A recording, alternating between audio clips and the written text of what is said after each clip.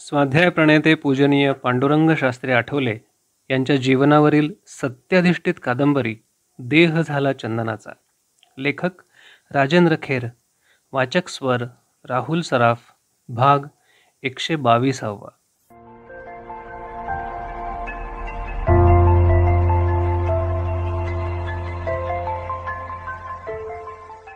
मुंबईत मोठमोठे क्लब आहेत. एका फार मोठ्या क्लबची प्रवेश फी 25,000 रुपये होती. पण वार्षिक फी किरकोळ होती. कारण जो 25,000 रुपये सहज फेकून देऊ शकतो तोच ह्या क्लबचा सभासद होऊ शकतो, असे स्थितिवृत्तीतून अस्पृश्य निर्माण होत आहेत. म्हणून जर सर्वांनी भक्ती उचलली तरच या सामाजिक समस्येची उकल होऊ शकेल. ही भक्ती कोणती?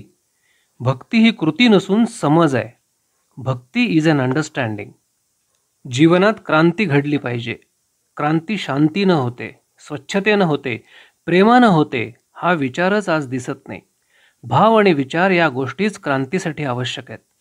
सत्ता निरपेक्ष, शस्त्र निरपेक्ष आणि वित्त निरपेक्ष वैचारिक क्रांती हीच खरी क्रांती.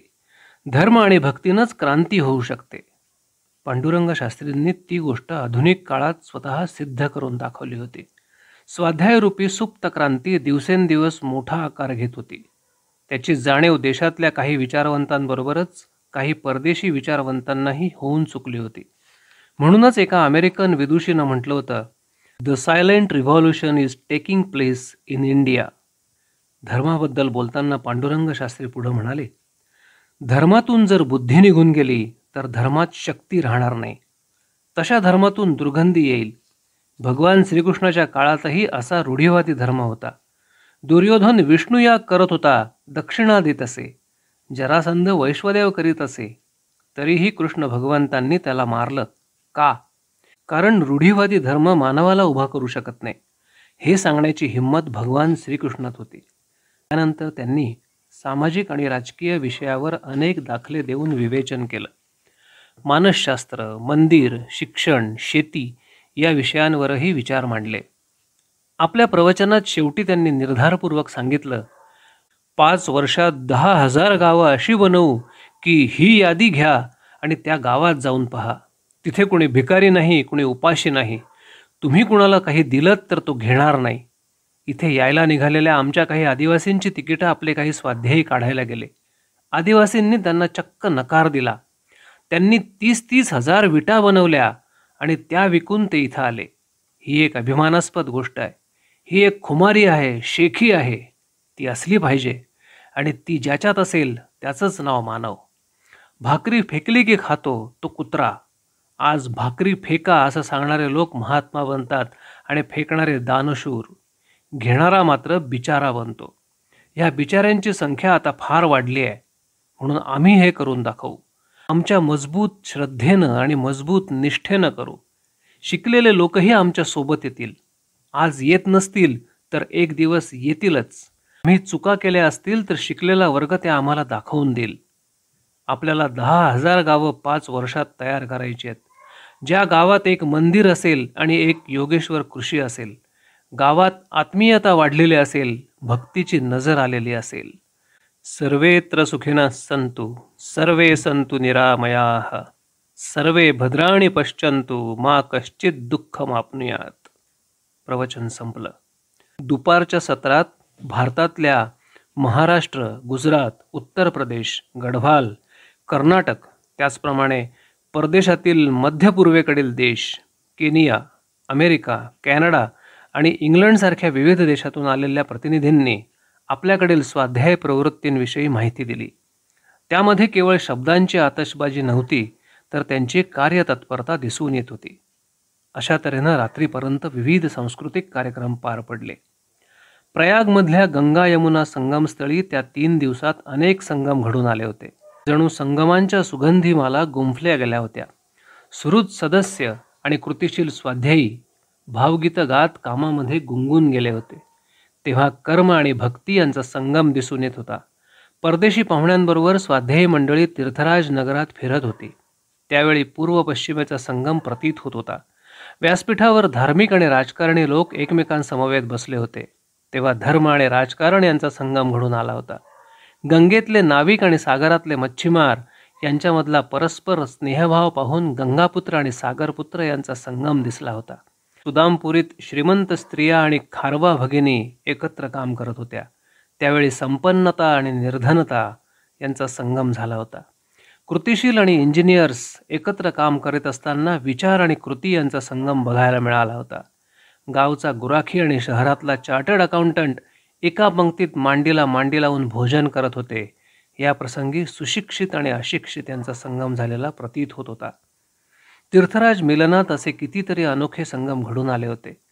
भाव, भक्ती, कृतज्ञता, वात्सल्य, तत्वज्ञान, अध्यात्म, विचार, कार्य, व्यासंग, हिम्मत, तडफदारपणा, तेजस्विता, दिव्यता, दूरदृष्टी अशा अनेक सद्गुणांचा संगम स्वाध्यायींचे महामेरुमणी पांडुरंग शास्त्री आठवले यांच्यामध्येही घडून आल्याचं अनेक देशी परदेशी पाहुण्यांना त्या 3 दिवसात अनुभवायला मिळालं होतं. त्यामुळे तीर्थराज मिलनमध्ये प्रत्येकानं आपापले भाव उघडपणानं व्यक्त केले होते. त्या समारंभासाठी उपस्थित असलेले भारतीय जनता पक्षाचे ज्येष्ठ नेते अटल बिहारी वाजपेयी यांनी म्हटलं होतं, दादाजी के व्यक्तित्व की विशेषतः यह है कि जिस तरह से वे युवाओं को पास लेते हैं, उन्हें गले लगाते हैं, उनकी पीठ थपथपाते हैं, मानो उनमें प्रेरणा फूंक रहे हो. स्वामीनारायण संप्रदायाचे विवेक सागर म्हणाले होते, साधुत्व सरळ वृत्तीनं प्राप्त होतं, भगव्या कपड्यांनी नव्हे. इथे बसलेले दादाजी शुभ्र वस्त्रांमध्ये देखील एक महान साधू आहेत.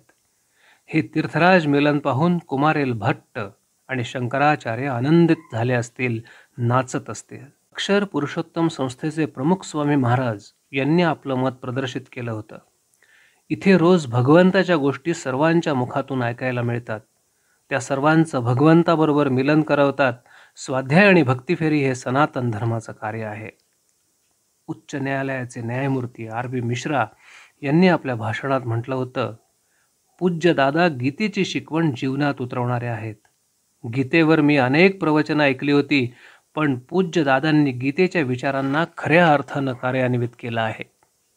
परदेशवासियांनी सुद्धा अशाच शब्दात आपला अभिप्राय व्यक्त केला होता. Institute of international research on Saint Nicholas of उसाचे डायरेक्टर डॉक्टर रुडॉल्फ होब्स्ट यांनी आपल्या भावना व्यक्त करताना म्हटलं होतं, हिंदू धर्मातील सहिष्णुता मला या मिलनात पाहायला मिळाल्यामुळे मी प्रभावित झालो. जर्मन भाषेतील गीता मी वाचली आहे, पण दादांनी केलेलं गीतेचं अर्थघटन ऐकून मला असं वाटतं की सेंट निकोलस ख्रिस्ती धर्माचे विद्वान असूनही गीतेकडे आकर्षित झाले असते. डॉक्टर हेल्मट हे विचारवंतही तीर्थराज मिलनसाठी उपस्थित राहिले होते. त्यांनी व्हिजन ऑफ गॉड या पुस्तकाचं लॅटिनमधून जर्मन भाषेत भाषांतर केलं होतं आणि ते पुस्तक पांडुरंग शास्त्रींना अर्पण केलं होतं. त्यांनी म्हटलं होतं, ईश्वर या विषयावर एखादी व्यक्ती भाषण देते आणि ते ऐकण्यासाठी 5 लाख लोक एकत्र येतात, ही कल्पनाच मी करू शकत नाही. अशी घटना जगात दुसरीकडे कुठे घडू शकेल? डॉक्टर बेट्टी एंटरबर्गर या शिकागो युनिव्हर्सिटीत इतिहास विभागाच्या अध्यक्ष होत्या. त्या आवर्जून तीर्थराज मिलनला उपस्थित राहिल्या होत्या. आपले विचार मांडताना त्या म्हणाल्या होत्या, जवळजवळ सर्वच धर्म सत्याचा रस्ता विसरून गेले आहेत. अशा वेळी स्वाध्याय विचार प्रणालीत समस्त धर्मातल्या सत्तत्वांचा संगम झालेला आढळतो. स्वाध्यायाचे मुकुटमणी असलेल्या दादांनी जी स्वाध्याय विचार प्रणाली अस्तित्वात आणली आहे, त्यामुळे मला आत्मपरीक्षण करायला मदत मिळाली. बहरीनमधले जनसंपर्क अधिकारी बशर मौवीर सलीह यांनी सांगितलं होतं, मानव मात्रातील भातृभाव हा कुराणाचा पाया आहे. अल्लाह हा परमपिता आहे, तुम्ही त्याला कुठलंही नाव द्या. दादांच्या आणि इस्लामच्या उपदेशात एवढं साम्य नसतं तर 1984 मी दादांना बहरीनमध्ये येण्याचं आमंत्रण दिलंच नसतं. ते मुख्यतः मुस्लिम लोकांसमोर बोलले आणि मुस्लिमांनीही त्यांच्या तत्त्वज्ञानाचं चांगलं स्वागत केलं. गुजरात, सौराष्ट्र इथले पांडुरंग शास्त्रींचे प्रयोग पाहून आलेल्या परदेशी मंडळींचेही अनुभव असेच बोलके होते. माल जिंजवातल्या वाल्मिकी उपवनातून परतताना परदेशी मंडळींना घेऊन जाणारी बस एके ठिकाणी थांबली. शिक्षणतज्ज्ञ माल्कम स्टुअर्ट आणि ब्रिटिश पत्रकार क्रिस्टिना खिडकीतून बाहेरचं दृश्य बघत होत्या. तेवढ्यात 10 वर्षाच्या एका खेडूत मुलानं त्यांचं लक्ष वेधून घेतलं. तो मुलगा खुणा करून त्यांना काहीतरी विचारत होता. शेजारी बसलेल्या एका गुजराती माणसानं त्यांना सांगितलं, तो मुलगा तुमचं नावगाव विचारतोय. ते ऐकल्यावर क्रिस्टिनाबाईंनी आपलं नाव पत्ता एका कागदावर लिहून त्या मुलाला दिला. मुलाला आनंद झाला. जय योगेश्वर म्हणून त्यानं पाहुण्यांना अभिवादन केलं. त्या बालकाच्या मुद्रेवरचा निरागस आनंद बघून क्रिस्टिनाबाईंनी त्या गुजराती माणसामार्फत त्या मुलाला विचारलं, तू काय करतोस? आपली प्रसन्न मुद्रा तशीच ठेवून त्यानं म्हटलं, वडील आजारी असतात म्हणून शिक्षण सोडलं. आता शेतावर छोटी मोठी कामं करतो. त्याचं उत्तर ऐकून क्रिस्टिनाबाईंचं हृदय द्रवलं. मोठ्या प्रेमानं त्यांनी आपल्या पर्समधून काही पैसे काढले आणि शेजारी बसलेल्या गुजराती माणसाला त्यांनी म्हटलं, हे पैसे त्याला द्या आणि पाहिजे ते पुस्तक त्याला खरेदी करायला सांगा. तो स्वाध्यायी आहे, मी फक्त सांगून पाहतो, एवढंच ते गृहस्थ म्हणाले. त्यांनी ते पैसे त्या बालकापुढे करताच तो बालक विनम्रतेनं म्हणाला, मेहनतीशिवाय फुकट मिळालेलं मी घेत नाही. मी दादांच्या बालसंस्कार केंद्रात जातो. माझा ईश्वर माझ्याबरोबर आहे. त्याला हे आवडणार नाही. मोफत काहीही घ्यायचं नाही अशी शिकवण दादांनी दिली आहे. त्याच्या उत्तरानं ते परदेशी पाहुणे आश्चर्यचकित होऊन गेले. त्यांचे डोळे डबडबले. इतक्या दूरवर आड रानातल्या एका बालकाच्या मस्तकात अस्मितेची ठिणगी पोचवणारा हा विराट पुरुष किती चालला असेल, किती खडतर तप त्यानं केलं असेल, या विचारानं ते परदेशी पाहुणे हरखून गेले होते. याप्रमाणे अनेक देशी विदेशी विचारवंतांनी तीर्थराज मिलनात आपली प्रतिक्रिया व्यक्त केली, आपापले अनुभव कथन केले. 3 दिवस चाललेल्या या अनोख्या सोहळ्याच्या अखेरच्या दिवशी पांडुरंग शास्त्रींनी आपल्या प्रवचनातून स्वाध्यायींच्या शिस्तीचं कौतुक केलं. सागरपुत्रांची तर त्यांनी तोंड भरून स्तुती केली. 5,000 सागरपुत्रांवर संपूर्ण सोहळ्याच्या सुरक्षिततेची जबाबदारी सोपवण्यात आली होती. घनघोर अंधाऱ्या रात्री देखील सुरक्षा विभागाचा कृतिशील पहाऱ्याच्या पाळीवर असे. भक्तिचक्राशिवाय किंवा ओळखपत्राशिवाय ते कुणालाही प्रवेश देत नसत. ही पोलादी सुरक्षा व्यवस्था मोडून आत घुसण्याची कुणाचीही हिंमत नव्हती. काहींनी घुसण्याचा प्रयत्नही करून बघितला होता.